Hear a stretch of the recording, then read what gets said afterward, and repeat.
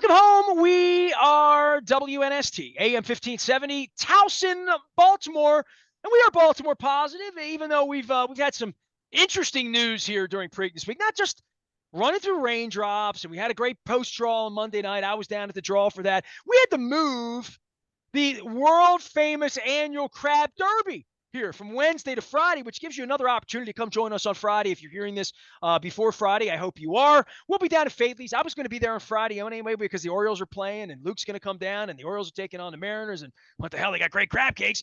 We will not be racing mechanical crabs, much to Peter's chagrin. We're racing real crabs out in the plaza, al fresco on Friday at lunchtime. I will be there with Luke from 2 until 5. We'll have scratch-offs in the Maryland Lottery, Pac-Man scratch-offs to give away. We had some winners last week. Our friends at Liberty Pure Solutions keeping our water clean, as well as Jiffy Lube Multi-Care sponsoring the Maryland Crab Cake Tour. It's going to be good to get that back out to Costas and Coco's and Pappas and back to State Fair. So we're doing all that next month, but we got a race this week, and this is the first segment I'm doing, but one of the last segments of the week. So if you're hearing it in our radio rotation, Larry Collmus, I mean, I was going to bring you on and bust chops about Mount St. Joe and Chris Pica and, you know, like all the Jim Schwartz and give you all the Teixeira and all that stuff.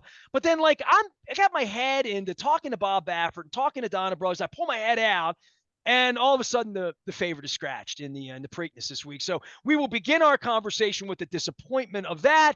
But, man, I have so many things to talk to you about, Larry. How are you? Welcome home, as they would say out in Southwest Baltimore. Thank you very much. And it will be nice. Right now I'm in New Jersey, but I'll be That home ain't home up there. tomorrow. That's up there where I'm gonna, Springsteen's from. What you doing up yeah, there? I'm gonna drive down 95 and make my way home. So, anyway, but yeah, I'll be down there on Thursday and looking forward to the big day. But yeah, the big news just came. Muth is out, which is really kind of surprising, but he developed a fever. And so we're not going to be having him in the race this year. Bob Baffert still involved with Imagination, and he's got a big shot. So still going to be a great race. Mystic Dan, of course, is the Derby winner's going to be there. So, and it's the Preakness. What's better than that? Well, I don't know. You know, I mean, hearing you call it, so race aside, because I mean, if we were going to talk to, I was going to have fun with you.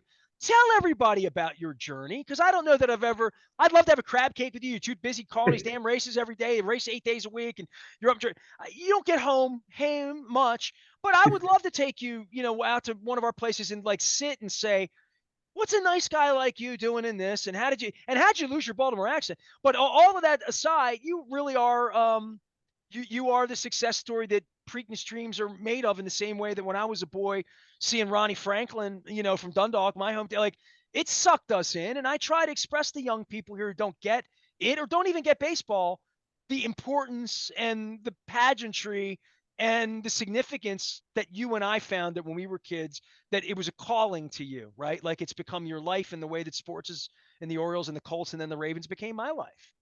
Absolutely. I started coming to the track at Timonium at the Maryland State Fair. My father put in the sound system there when I was I was a baby there at some point. I don't remember it, but when I was a teenager, I would work for him, uh, totally mechanically incompetent. So he would go set up the fair exhibits.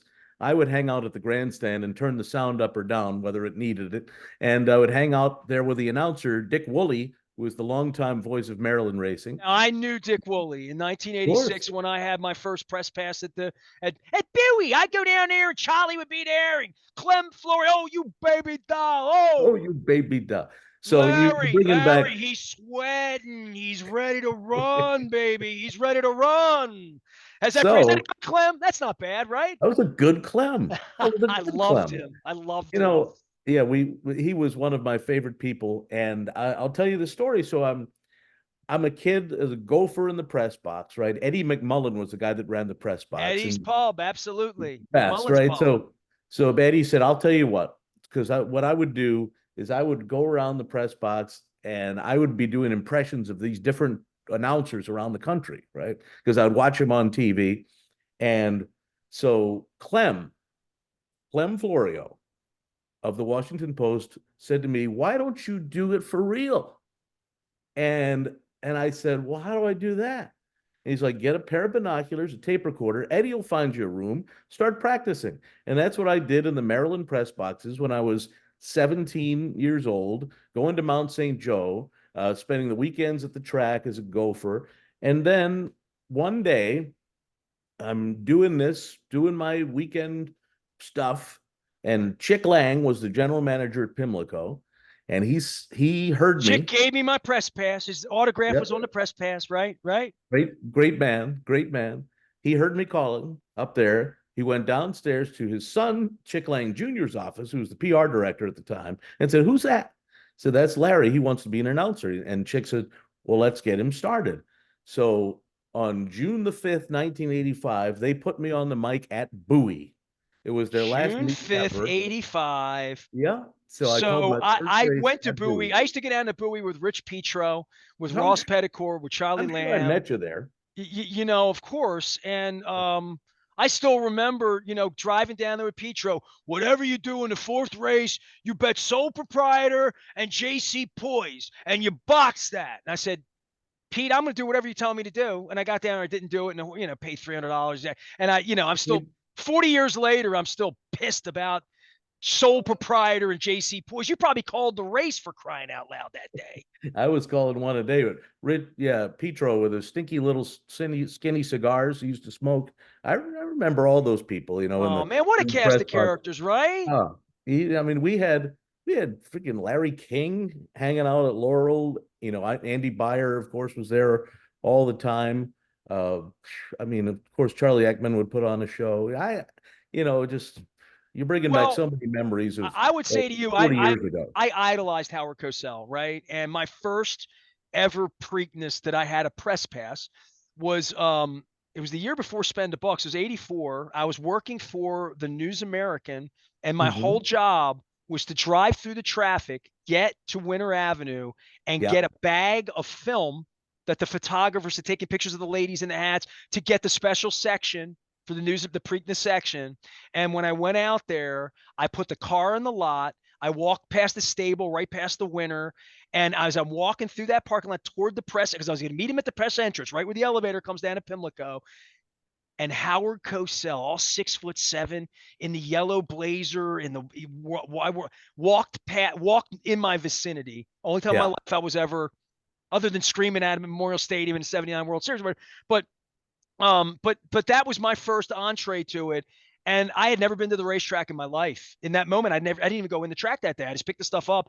And then around the paper, Petro and those guys were like, "Just come out to the track." My dad wasn't a gambler. My dad was baseball, football, basketball, boxing. My dad Right. didn't gamble. He played pool cards at the point, but he didn't gamble. So I didn't have that association. So I didn't go to the track for the first time. The track to me was Vince Bagley, and he got the winner in the seventh race, and just so I can emulate all those. But that's what the track was. I didn't know from that, but I knew the third Saturday of May in the '70s because my dad did love horse racing on television and Wide World of Sports, Secretariat, Seattle Slew, Spectacular Bid, like all Affirmed Aladar, all of those races. I was 8, 9, 10, 11, 12 years old, but had never Right. been to the track. So you had a different experience as a kid, right? And we're almost sort of the same age, give or take a couple, right? But that part of the track and you loving it. Tell me what you went to Timonium, you saw horses, you like gambling the voices, you like emulating people. Like, what drew you to horse racing at that point? Because it wasn't even young and sexy then. It wasn't the place to meet the pretty girls, or it was a bunch of older folks that were usually around there, like railbirds. Full of characters, and the characters were the ones that really drew me in. Not just the guys in the press box, but the guys in the grandstand and just the whole scene. I just had this feeling I belong here. This is where I'm supposed to be. And it was true. It was. And I would get to the track as much as possible. I even would stop by when I was going to Mount St. Joe. I'd stop by the chaplain's office and pick up his bets and run them at Pimlico because he wanted to get involved at the betting windows, which was perfectly good thing. So we, I That was the would, thing. Put a couple bets down for me if you're going to the yeah, track, you're right? going to the Let me read track. the Let's form. go. Mr. Sam up the street went to the track all the time, Yeah, and people knew he was going a couple days I, a week. I And loved it. if you like the horse in the fifth because you knew something, Ronnie Franklin was whatever, just put $10 on that for me, $5 on that, So I mean, I would do that. And then once I got my driver's license, it was game over. I would be driving to Charlestown at night. I'd be driving up to Garden State in New Jersey to the Meadowlands, all over the freaking place, just whatever place was open. I remember my buddies and I one day, we were looking for a place to go because it was Tuesday night. Like there's no tracks open Tuesday night. So we looked it up. Dover Downs Harness was open and we drove there. It was 5 below zero. That's how sick we were. And but I loved going to the track and when I was working at Pimlico, I mean just imagine this kind of the feeling of you're up in the press box, right? Preakness. And here comes Dave Johnson, the guy that calls the Preakness for ABC Sports. This is back in the 80s. And I'm like, oh my God, it's Dave Johnson. And I got to meet him and we've become friends, down the road. But on in May of 2011, that long hallway looks exactly the same as it did back in 1986. And the guy walking down there to call the Preakness was me. And I'm like, I just had that moment like, oh my God. you're the starting pitcher for the 18-year-old me Orioles would that have night. never imagined that this was Yeah. gonna happen. And it did. It just an incredible thing. How many Preaknesses for you? You called? This is 14 this year, believe it And or not. when was your first what was your first experience? I tell the story of in 86, I had like a real press pass and I had been going to the track more. I remember the first time I saw Ferdinand. Okay, And when I no, heard of Ferdinand's exit from the world and read that story, it broke my heart. yeah, But I yeah, told my wife, I don't think I'd ever seen a horse other than the Arabers that came through my alley in Dundalk when I was a kid. right. But like, I still have never ridden a horse. My wife rode horses, but I always tell her I came in that press lot and looked to the right and I saw this chestnut horse there, and I'm Oh, he 18 was years beautiful. old. And I'm like, and Charlie Whittingham's there, and he was older than Sin then. He was 86 years old or whatever then. And I looked over Pat Day, all these people, 1986. That was like, I'm like, this is something special here. Yeah, This is the stuff Vince Bagley's been talking about. And yeah, my dad didn't get it. And I'm still not a gambler. And I can read the form I'm not because either. Clem Florio taught me how to read the form. And Charlotte, those were the guys, Ross Petticord, Marty McGee, Dale Yeah, Austin. Those were the guys teaching me the form in 80, same as you, 85, 86, 87, 88. yeah. Can you give me a Sunday silence Dave Johnson call? You probably can just do that, right? No, actually, that was yeah. I can't off the top of my head, but the funny, But you could do that though. You're good at that, probably. right? Yeah, but when you said how many Preaknesses, 14, I meant calling them. This will be my 14th calling. I go back a little bit longer than that. The first Preakness I went to was a Lomas Ruler in 1982, and I sat in the grandstand seats that are now condemned at Pimlico. Those were my seats down at the top of the stretch there, and I saw Lomas Ruler and Jack Cannell, who was 16 years old, win the Preakness, and that was the first one for me. So that was quite a long time ago, You were and busy being serious. I was in the infield, the 80s and 90s. I mean, I kid about Sunday silence. I was silenced on that Sunday. Believe me, after what yeah. happened on Saturday. Larry Collmus be calling the race. He's one of us. He's a St. Joe guy. And listen, when Pica brags about St. Joe, he doesn't talk about DeShare or Marty. He talks about you. I mean, we have one of our real guys here. Tell me what you do now, other than calling the Preakness, and where life has taken you, because you're much like my love of sports. Your love of horse racing has really taken you lots and lots of places besides just being in New Jersey these days. Yeah, it's taken me all over the map, including last year when I got to call the Dubai World Cup, halfway across the world. That was something crazy. I've been everywhere, like Johnny Cash. So I mean, all these different places around the country. I thought I was going to settle down as the announcer in New York. I was calling at Belmont and Saratoga, and we had a little parting of the ways. But these things happen. And so now I've been, in addition to working for NBC, calling the Derby, the Preakness, and the Breeders' Cup. We no longer have the Belmont, that went to Fox. I also work for FanDuel TV as an analyst, which has been a whole lot of fun. I've been enjoying trying to pick winners doing that. And I still get to call a few meets. I call the Del Mar meet in the fall, which is in San Diego and a wonderful place to be. Kentucky Downs, which is in the middle of nowhere. I'm there in September, so kind of all over the place right now. But there's nothing like the third Saturday in May, and I can't wait to get home and see everybody and enjoy hi ho Pimlico, as we used to say as a kid. What was it like calling a Triple Crown? I mean, I had Bob on the other day. He's got American Pharoah over his shoulder. I'm all pissed off. It's like I went chasing the Northern Lights this week to Spokane. It's a long story. I'm writing an essay about it, but I didn't get the Northern Lights. I've gone on Belmont buses because I've owned the sports radio station for 25 years. We did all these road trips. Every time, Smarty Jones, Funny Side, Big Brown. I ran buses, sometimes 2, 3, 4 buses. Sometimes my wife always talks about the most miserable day of her life. Think it was funny. So whatever one was 45 degrees and raining on Belmont Day, and she had like a taffeta dress on. It was just the most miserable. Good thing Belmont's got heat in there and some French fries. She was sitting under the French fry warmer.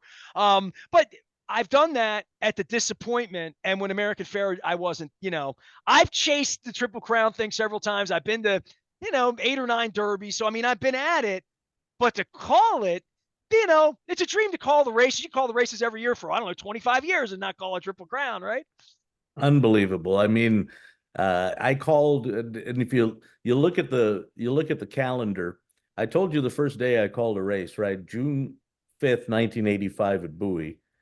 June 6th, 2015, 30 years, one day later, calling American Pharoah winning the Triple Crown at Belmont Park. It was unfreaking believable. I mean, just that whole week, the lead up, and you're like, oh my God, just if it happens, please give a call that you'll be proud of and that'll work out well. And thank goodness for the horse, because he made it so much easier for me by winning by an open margin, so that I could say the 37-year wait is over and he's finally the one, and all that good stuff that was able to come out. And I fell in love with that horse throughout that Triple Crown. And I'll never forget, after, I should say, before the Travers, the day before, I had never had a chance to get up close and personal with American Pharoah, and I had asked Bob Baffert whether I could meet him. And I remember we were at Saratoga, and he brought American Pharoah over to me and handed me his lead. I'm not a hands-on horse person at all. Hands me his lead and walks away. And here I am holding the horse that just won the Triple Crown. And he's looking at me and I'm looking at him, and I'm like, oh my God, this is just incredible. Bob always explains that animal as being different than the other animal, just in the way it interacted with people. He's like a golden retriever, just as the nicest, calmest, friendliest horse. Justify would have ripped my head off. Right on. That was just American Pharoah's way. And I saw him years later as a stallion in Kentucky, and he's the same way. And he's so smart, because you have this people standing over here with the cameras. He knows that that's what they're doing, and he'll face himself, turn his head toward the cameras so that they catch his good side. I mean, he's just like, I'd say he's human, but he's better. Larry Collmus is here. He is one of us. He is a Baltimore, and he is calling another Preakness. You never take that for granted. It certainly is a Baltimorean. I don't take that for granted. Nope. I want to talk about the future of the Preakness, but I got to stop everything, because I wrote this down. If I don't go back to this, I'm going to be really pissed at myself at the end. Yeah. Clem Florio is one of my favorite people ever, and you're telling me that Clem was the first person that told you that believed in you in your life, your professional life. 100%. You're gonna make me cry, Larry. I mean, Clem was one of my all-time favorite people. Me too. How could he not be? I mean, it's this ex-boxer from New York that comes down to Maryland and just he was just such a fun person, and he knew what he was doing. He had the eye for the horse, and Andy Beyer would never ever make a big bet without asking Clem Florio how the horse looks on the track. And well, that's why I got Clem would always get the binoculars out. He always, I'm going to go out on the rail and take a look. Nest, you I gotta gotta, look because they didn't call me nasty. Now, Nestor, you gotta look because you want him to want to run. They gotta see a little sweat. You gotta see a little want in them. Hold on, let me take a look. So that yeah, was oh, Clem Clem. was just the best, man. I'll tell you a funny Clem Andy Byer story. I love funny Clem stories. Please bring it So on. we're up in it's more of an Andy Byer story, but Clem is very much involved. So we're up in the press box at Laurel. Andy Byer, of course, is the famous writer for the Washington Post, huge gambler, the man who invented the Byer number that everybody uses for handicapping now. And so he walks up to Clem. He goes, Clem, let me borrow 50. So Clem reaches into his That's a really good Andy, by the way. Go pocket. ahead. You got Andy. And yeah, I could do Andy pretty good. Better with Andy than anything. Your Clem's good though. So Clem reaches out, hands him 50, no problem. And you probably remember the betting window. The guy's name was Cecil, was the mutual clerk. So Andy walks up to the window. He goes, Cecil, give me 1,000 to win on the 4. And so he makes his bet, and Clem's like, Andy, like, what'd you need the 50 for? He goes, I didn't want to bet 950. Did the horse win? Yeah, I believe so. Yeah. Okay. Larry Um, Collmus on our call here. He will be calling the 149th running of the Preakness Stakes for NBC. Let's talk about the Preakness and let's talk about Pimlico. Let's talk about tracks. And yeah, you obviously that you study this. I helicopter in as an Oriole Raven, long-haired freak from Dundalk right. that loves horse racing enough to want to keep it, see the value in it, have promoted the value in it for 32 years. But I've been here for much like the Orioles and all the malfeasance and ineptitude and awful and law. I've been here watching this thing be mistreated. I remember when the lights went out and they lost all the pyramid. I've been here for all of it. Punching the horse, rainy days, swale Preakness, scaffolding, all of it. And the last 20 years, every time I bring since Clem died. Every time I bring Girardi on, every time I bring Marty on, Marty McGee, they're my mafia. They every year they're Preakness. We sit here and what's going to happen to Preakness? We're going to keep it. We're going to save it. It's going to go to Laurel. What are these people from Canada going to do? They're going to move it to Gulfstream. They're going to put it up for bid. They're going to bankrupt it here and move it out. Does the state own it? Does the city own it? Who owns it? Are we going to fight for it? We're going to have slot and that's 30 years and 30 seconds for you, Larry. And you know exactly. that. Yep. This is the year. I mean, I wore Keep the Preakness in Baltimore pins 4 years ago, right? This is the year where it feels like there's a plan. And everybody I've talked to, David Richardson, I was at the post draw, had Alan Foreman on, everybody in the industry, right down to Kentucky. I mean, Kenny Rice, Donna Brooks, they're like, we're going to find a better Pimlico and Preakness here 5 years from now. And the state of Maryland's taking this thing over. And the whole debutante thing that's been going on here for years is going to change the People's Party. Give me what do you tell people in Jersey about the Preakness in Baltimore? I mean, everybody, who gets surprised when I say this is the people in Baltimore, including my family who lives in Crownsville. And I always say it's, as a media person, it's everyone's favorite Triple Crown race, first of all, by far. Kentucky Derby, so much going on, pressure, craziness. Belmont's just not quite the same. It'll be cool this year because it's up at Saratoga. But the Preakness, it's like the take the deep breath, let's have some fun. And it is always the race that we look forward to going to. And the other thing I like to say is Pimlico a dump? Yeah, but it's our dump. I love Pimlico. And I am so happy that they're finding a way to keep the Preakness in Baltimore because that's where it should be. That's where it always should be. And I know it's going to have to move to Laurel for a couple of years. Fine. That's going to keep it in Baltimore. And I hope whatever this plan is that they have, it sounds good to me. I hope it works out and that we'll have the Preakness, for the rest of my life, hopefully.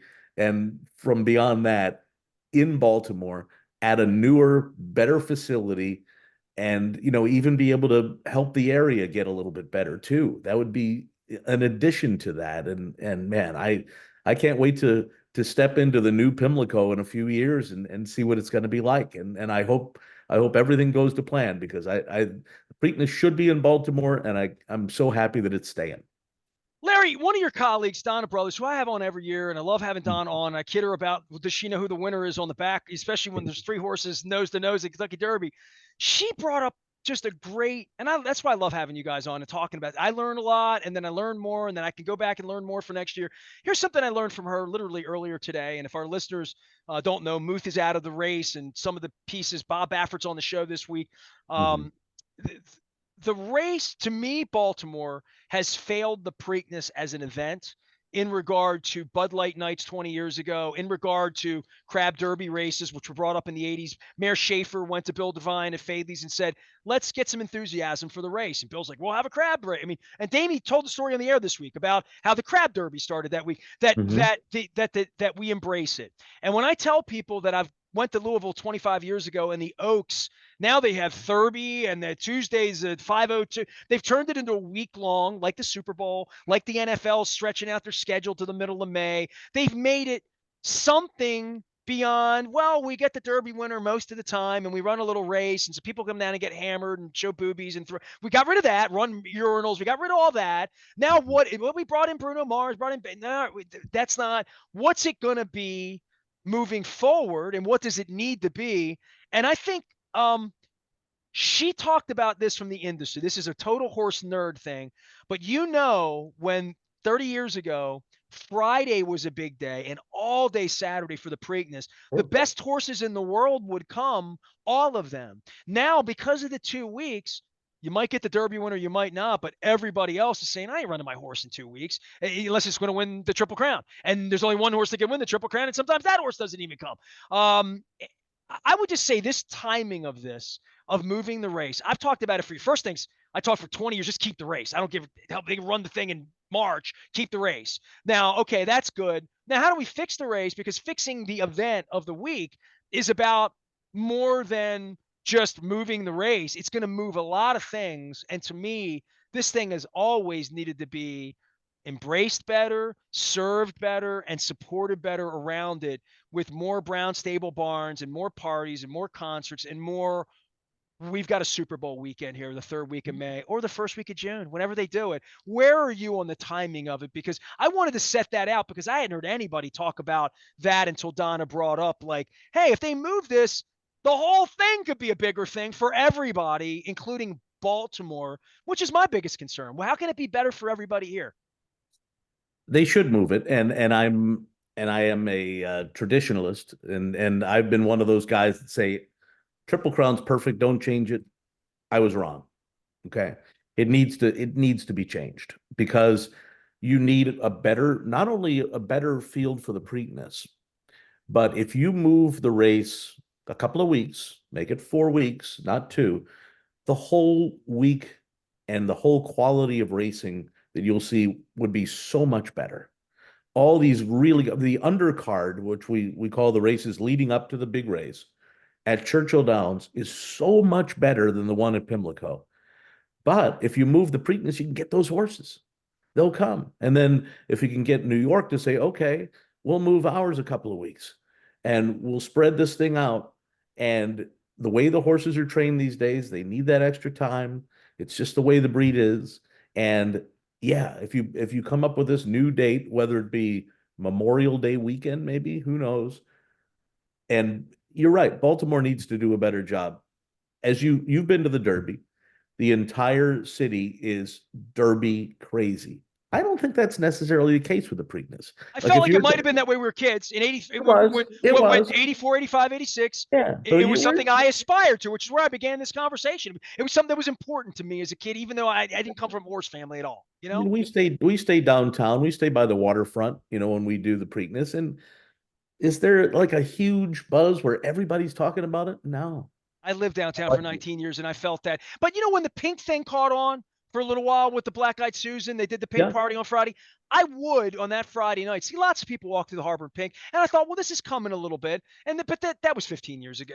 Like we yeah. we we have done what we need to do, which is take a time out, get things fixed, get things organized, get the government, get where we need to be. Yeah. And this is the first year, and I'm just thrilled that you could come home to this and hopefully call a good race here this week. I got to ask you this because we've been talking bucket list all week. I did this crazy thing chasing the Northern Lights, which is at the top of my bucket list. Didn't get it. Long story, writing a blog about it, go read about it. I'm going to try to make it humorous, even though it wasn't funny. Flying to Spokane on a moment's notice, being up in the Damn middle it. of the night, but nothing happened, but it's funny now that it's over with. At least I'm going to tell myself that. One of my bucket list things, and as a young sports fan, I wrote down I want to go to Super Bowl. I've done literally, Larry, my 25th anniversary just came out, documentary. There's really nothing left. The Indy 500 was something I wanted to do. Wimbledon was something I really wanted to do. If I get there, I get. But Saratoga was at the top. And it's probably Marty McGee's fault and people that had been there and they, see the Travers or whatever. I didn't see the Travers. I went maybe the week or two before and it was accidental. I found Yeah. myself in New York City with my wife. Hootie and the Blowfish was playing at SPAC that night and they're friends of mine. And we had like a kiss off day. We kind of messed up a schedule. We rented a car at the Newark airport and drove to Saratoga on 2 hours notice, got the fried chicken. It's the best fried chicken. No offense to, listen, I love Royal Farms. They're my sponsor. I love you. You know, I love you. Larry, I would sell my soul for a drumstick right now. And I think about it and I salivate and I think about it. But I went up there and it was such a beautiful, I had friends that were there that day by chance. We took some pictures, but it was like this picnic in the park. There was this beautiful thing. It was a Saturday and we went up there. We just rolled up there and it was a bucket list thing. And I said, or if we go see Hootie and the Blowfish tonight, Mark will take care of it. And it's 2 hours and we're going to get to Albany and Saratoga. Let's go. We get the fried chicken. And we went. And 2 hours later, I'm there and I'm like, this is killer, man. Like I haven't been to Del Mar since 40 years. I mean, my aunt lived in San Diego, so I would make that drive. I drive by now and I look and I see the pictures and I'm like, I want to go to Del Mar, and I haven't been to Lexington, but I've been to Gulfstream. I've never been to, Santa Anita. Tell me from a bucket list. I've been to Churchill, but I haven't been there since they made it, whatever the hell it was on TV last year. Whatever you were showing me looked like the most unbelievable. I said to my wife, we got to go back, which is exactly what you want us to do. What else am I missing? Because Marty would tell me about Saratoga, and I know you called races there and whatnot, and it really was lovely. I'm thinking Del Mar is going to be lovely when I get there. It is. So I think I'm the only announcer who has been the track announcer at both Saratoga and Del Mar.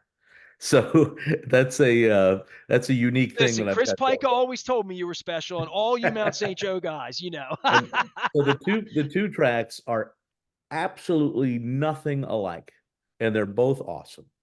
I dreamed my whole career about getting the job and being the guy that calls it Saratoga. I got to do it for 5 years. It did not let me down. It was amazing. The people that run the place might not have been that good to me, but Saratoga itself, the town, the track, unbelievable. The fans. I used to do my program changes an hour to post, and then I'd walk around the ground, say hi to people, and there was just no place like it. It's almost like you have a smile when you walk in because the You place, do. people feel And that way the about other place, Camden Yards. I mean, they feel that way about Lambeau Field, where Disney World, right? I mean, it literally, when you walk in, you feel good about being there. And that was the thing for us. I said to my wife, it's like we're on a postcard from like the 60s or something. It's fun. It was a picnic. There are two other tracks I think that instant smiles in the US when you walk in. That Saratoga, Del Mar we mentioned, and Keeneland would be the other one.